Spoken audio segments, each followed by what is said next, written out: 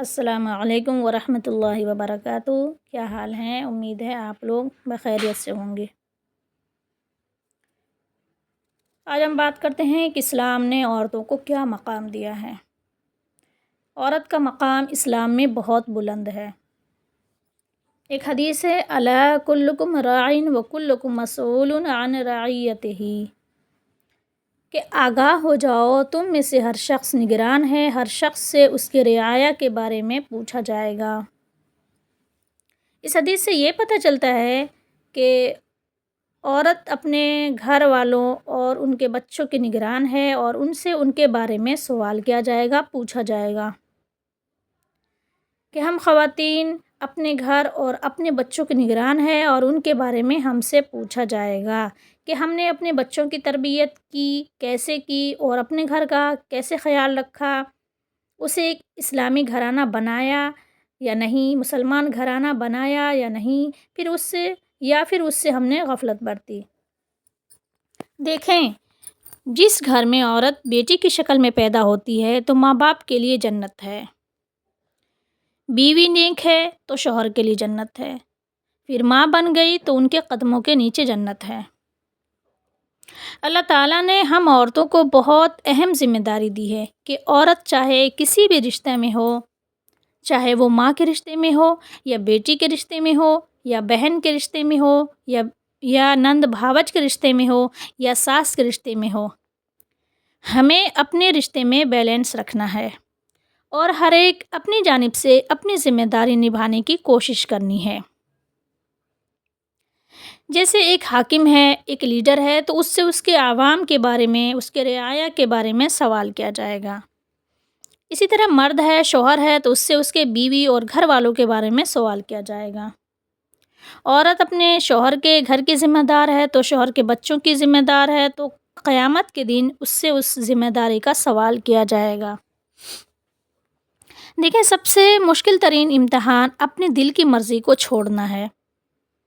ہمیں ایک دوسرے کے ساتھ عفو و درگزر کرنا ہے اور یہ بہت مشکل ترین کام ہے۔ ہاں، لیکن یہ کام ہمارے لیے آسان اس وقت بن جائے گا جب ہمارے پاس علم ہوگا، ہم قرآن کے سائے میں ہوں گے۔ جب قرآن کے پاس آ کر ہم بیٹھیں گے تب ہمیں پتہ چلے گا کہ کس سے کیسے معاملات کرنا ہے، اور واقعتاً ہمیں اپنی اصلاح کرنا اگر چاہیں گے تو اپنے اندر کا گند، ہمیں اپنے اندر کی کمی قرآن کی روشنی میں ضرور نظر آئے گا۔ ہمارے پاس علم ہوگا تو ہمیں پتہ چلے گا کہ ہمیں زندگی کیسی گزارنی ہے۔ جتنا علم پڑھے گا تو بحث و تکرار کی خواہش مند پڑتی جاتی ہے، اور جتنی عقل پختہ ہوتی ہے اتنا ہی درگزر اور چشم پوشی کا مزاج پروان چڑھتا ہے۔ ہمیں اپنے اندر غور کرنی ہے کہ کیا ہم واقعی ایک سچی پکی مسلمان ہیں؟ کیا اسلام نے جس طرح بتایا ہے ہم اس سے فالو کر رہے ہیں؟ ہم اللہ کے رسول صلی اللہ علیہ وسلم کی حکم عدولی تو نہیں کر رہے؟ ہم ایسا عمل کر رہے ہیں کہ ہم کہہ سکیں کہ I am a good Muslim, کہ اللہ اور رسول ہم سے انشاءاللہ راضی ہوں گے۔ دیکھیں، دنیا کا نظام یہ ہے کہ ہم کتنے بھی اچھے بن جائیں، سب ہم سے خوش نہیں ہو سکتے اور نہ ہم سب کو خوش رکھ سکتے ہیں۔ ہاں، لیکن اپنی جانب سے بھرپور کوشش کرنی ہے کہ ہم اپنی ذمہ داری پوری ایمانداری اور دیانتداری کے ساتھ نبھانے کی کوشش کریں۔ ہمارے ایمان میں مضبوطی ہوتی ہے جب ہم ایک دوسرے سے اللہ کے خاطر ملتے ہیں۔ کوئی بھی عمل اس وقت تک قابل قبول نہیں جب تک کہ اخلاص نہ ہو، چاہے وہ کوئی رشتہ ہو یا پھر کوئی عمل ہو۔ دیکھیں، زندگی گزارنے کا ایک اصول ہے۔ زندگی میں اگر کامیابی حاصل کرنی ہے تو ان 4 اصولوں پر ہمیں عمل کرنا پڑے گا۔ اگر ہم نے ان 4 اصولوں پر عمل کر لیا تو انشاءاللہ ہماری زندگی بہترین گزرے گی۔ وہ 4 اصول کیا ہیں؟ کہ کامیابی کے لیے 4 بنیادی اصول ہیں۔ نمبر 1 علم، نمبر 2 عمل، نمبر 3 اخلاص، نمبر 4 صبر۔ کامیابی کی پہلی شرط علم ہے کہ بغیر علم کے انسان صحیح فیصلے نہیں لے سکتا۔ اگر ہمارے پاس علم رہے گا تو ہم تبھی جا کر کے ہم کوئی صحیح فیصلہ لے سکتے ہیں کہ ہمیں کس کے سامنے کیسے ریئیکٹ کرنا ہے، اب ہمیں کیسے فیصلہ کرنا ہے۔ ایک مسئلہ ہمارے سامنے ہے، ہم کسی ایک کے بارے میں کچھ بھی ہم رائے نہیں دے سکتے۔ اگر ہم پاس علم ہوگا تو ہم صحیح رائے قائم کر سکتے ہیں۔ دوسرا، عمل کو اپنی زندگی میں شامل کیجیے، صرف جان لینا کافی نہیں۔